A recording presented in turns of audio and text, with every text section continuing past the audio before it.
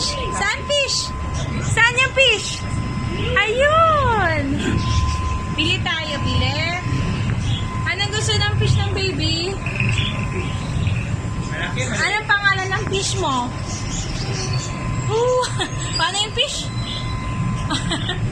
Ano? Ito gusto mo na? Niya, anong pangalan ng fish na gusto mo? Asan fish? Asan fish? Wow!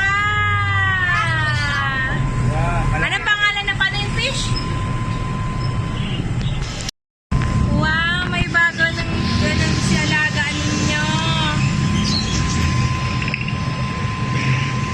Weekly po ang palinis.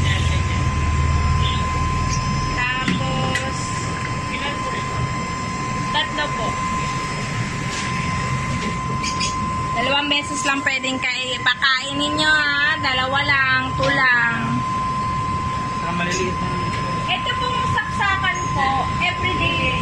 Ano po talaga, everyday po dapat nakasaksak. Hindi po tatanggalin yung saksakan sa mamamagaling sila.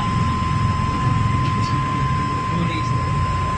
Pero usually po, ilang taon naman po sila tatagal? Taon naman po sila tatagal? Meron po kayong mineral water. Opo. Pinala po kami sige para hindi na kayo bumili ng anti-chlorine. Kahit mineral na Kasi lang. hindi pwede yung, yun. Huwag na absolute kayo na bibili lang sa mga water. Yung ano lang po, yung Yes lang. Kahit yung lang. Yung mineral na pwedeng Oo, yun.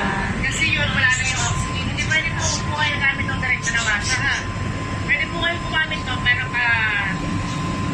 i-age nyo muna ng 1 day para sumiyaw yung sorry.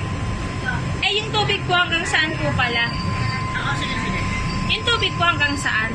Tuloy mo na lang. Puno na lang po. Tapos bukas na ito papakainin. Bukas lang. Bukas na. Sigit kasi. Sigit kasi yung plastic. Thank you po. Hi. Alaga mo fish? Opo. Pag sinabi kainin ko na lang fish mo, anong sasabihin mo? No.